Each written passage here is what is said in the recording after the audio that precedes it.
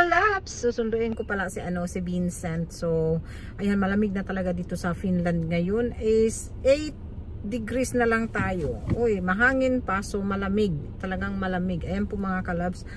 Free day ko po today, so naglaba ako, nagplantsa, naglinis, nagluto.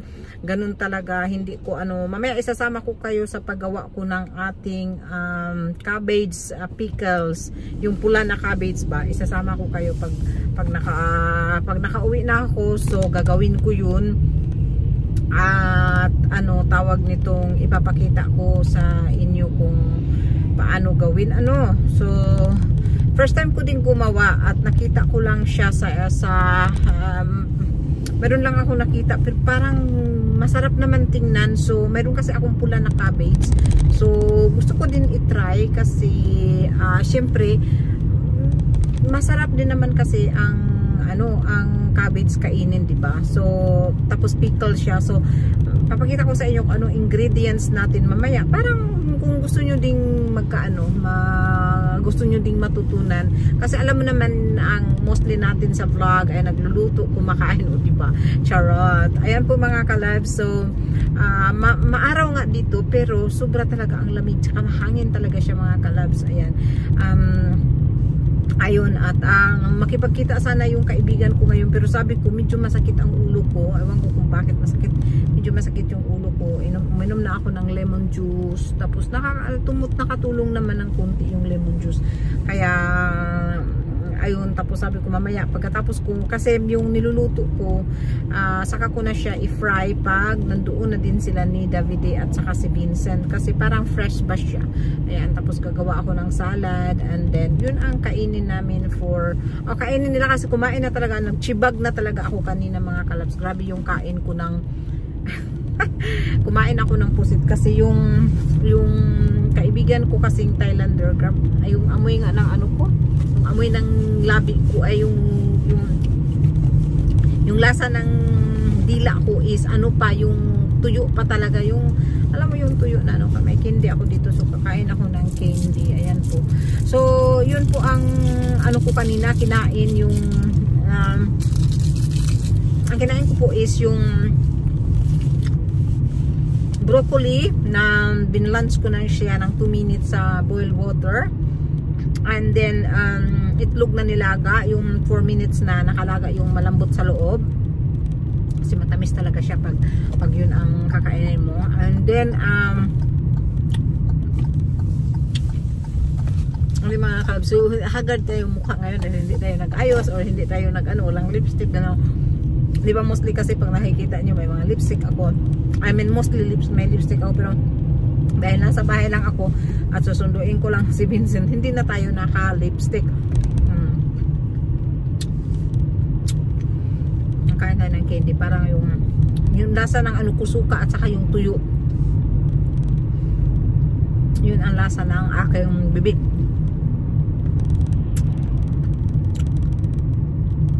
So yan nga po mga kalabs, mayroon kasing sale ngayon, pero wala akong budget para pangmili, para dahil maraming nagiging sa namin, sa tawag nito, sa sitwasyon namin. So may nangyari sa pamangkin ko, ganun. So wala tayong extra budget ngayon, pero okay lang yun, basta malusog lang tayo, basta nandyan lang si papagad palagi para sa atin, okay lang yun, di ba? Ngayon ko ang Vincent kasi matapos siya sa school ng 2 o'clock, kaya palabas na yun kasi 59, so malamang palabas na yun sila, pero wala pa akong nakitang bata kahit isa, so hindi pa yung makalabas. Ngayon ko hintayin ko siya dito habang magdadaldal ako pero maglagay tayo ng sunglass kasi ayan. So maglalagay tayo ng sunglass mga kalabs dahil yung araw talagang sumilaw sa So yun po mga kalabs, tawag nitong lahin ko muna to dahil So yun po mga kalabs, grabe ang sitwasyon talaga dito sa Finland ngayon. Grabe talaga, as in super grabe ang sitwasyon. Sana naman ay crisis talaga. As in super crisis. So pasalamat lang talaga ako na may trabaho, may matatanggap at makabayad ng mga bills. Yun ang importante talaga dito. Buhay sa abroad talaga sobrang hindi natin maiintindihan minsan, di ba mga kalabs? Pero at least makayanan naman natin at pasalamat lang ako palagi na nandyan yung mga biyanan ko na sila talaga ang mga sumusuporta sa amin. So yun ang importante na sana kaya si Vincent, so parating na yun si Vincent. So yun ang napaka-importante, yun ang blessing namin. Sila talaga ang blessing namin sa dahil kahit papaano hindi nila kami pinapabayaan. Yun, di ba? So yun ang napakaganda sa amin at napakaswerte namin. Sabihin ko talagang swerte kasi lalo na sa mga iba na, sa mga biyanan na iba na sabihin nila na mahirap kasama ang biyanan, ganun. Sa awa ng Diyos, ako naman sa awa talaga ng Diyos ay wala talaga akong problema sa mga biyanan ko. So feeling super blessed talaga ako yun.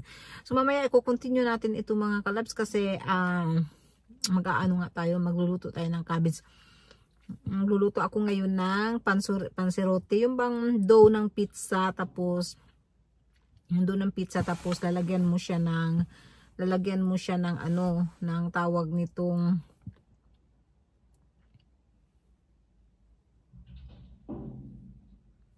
may nagtapo ng yung dough ng pizza, lalagyan mo siya sa loob ng cheese, ham, tomatoes, kung gusto mo rin lagyan ng sibuyas, pwede, ganun.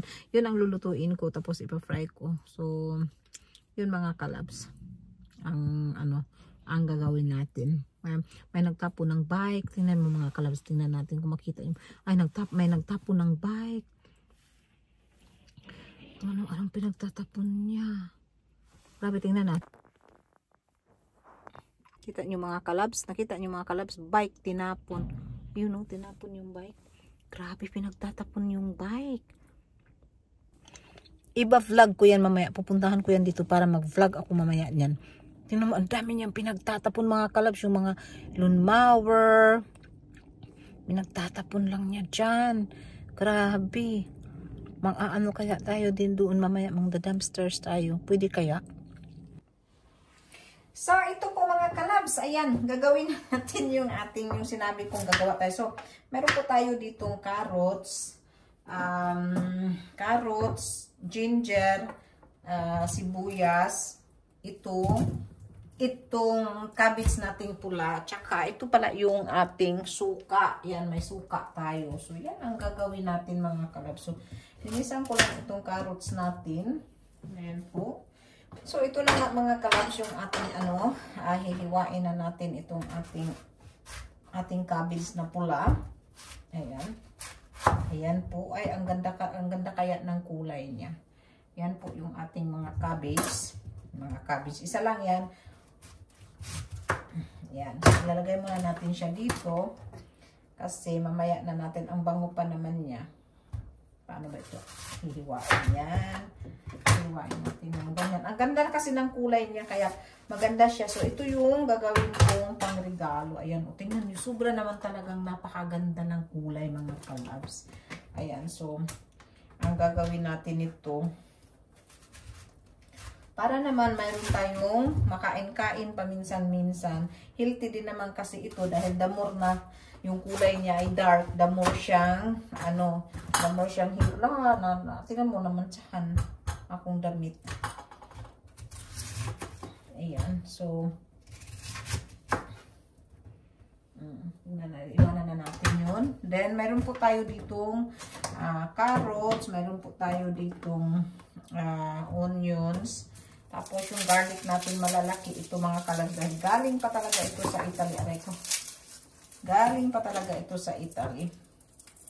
So, mag-aano tayo ng garlic. I-slice din tayo ng garlic. Ayan. So, ito mga kalabs, papakita ko sa inyo mamaya ang process. Maglalagay din pala ako ng so, diba ang cute niya? Ang ganda ng kulay niya mga kalabs. Yan. So, i-continue natin ito mamaya pag natapos ko na itong balatan.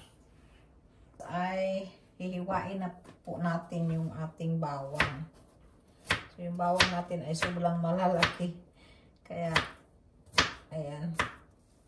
Ano yan? Kung puno itong pichel, puno din itong suka na ilalagay natin. Tapos, pakuluan po natin siya.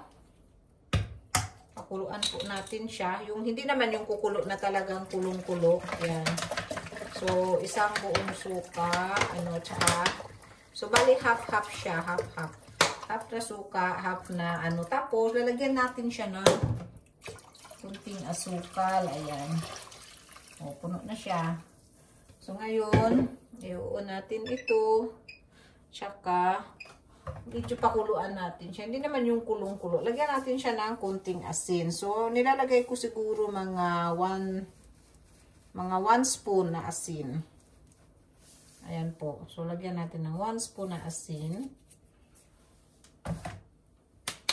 Maglalagay din tayo ng asukal, mga kalabs. Ito naman ay sugar. So, siguro mga 2 spoon ng sugar o 3 spoon ng sugar. Kasi yan yung pang niya, pang palasa. Yan.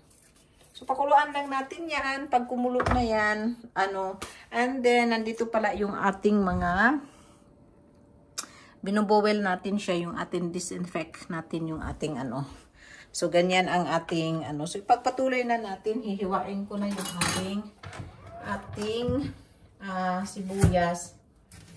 Ayan. Ay, luka. Bawang ito yung ginger. Maanghang. Pinaiyak pa ako. Yan. So, yan, ipaghalo-halo natin. Pinaiyak ako, mga kalab. Sandali, iiyak muna ako.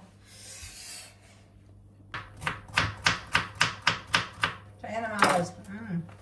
Haluin natin yung ating carrots. Nagawin na lang natin dito. Ayan.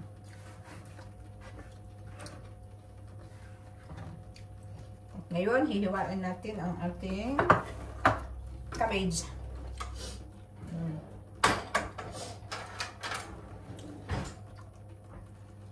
Na pala yung ating suka. Dahil mainit sila, so ganyan ang gagamitin natin.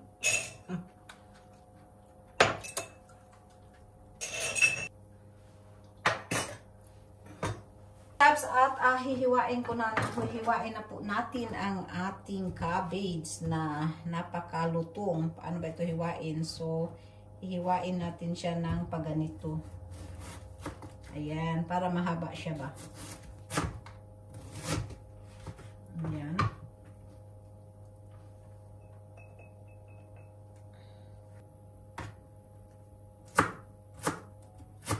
Ayan. Wala tayo nung pang talaga gamit kasi naman, hindi naman talaga ako naggagawa masyado. Pero nagustuhan ko kasi ito nung nakita ko ito ba.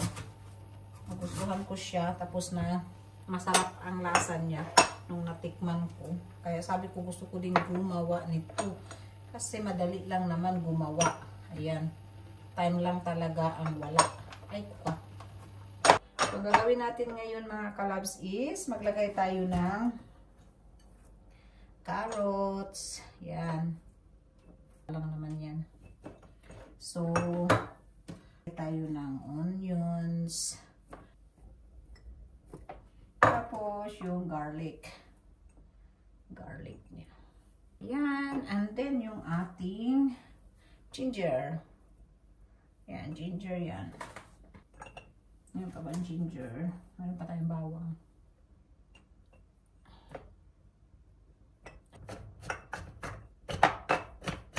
Yan, tulak natin siya.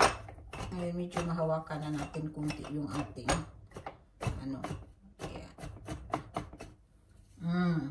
Tapos, lagyan na natin ng ating suka at saka tubig at saka yan. So, ganyan lang. Pupuno, mga kalabs. Dali lang talaga ito gagawin. Tiyaga lang. Tiyaga lang kailangan ito. Ngayon, dadagdagan natin siya ng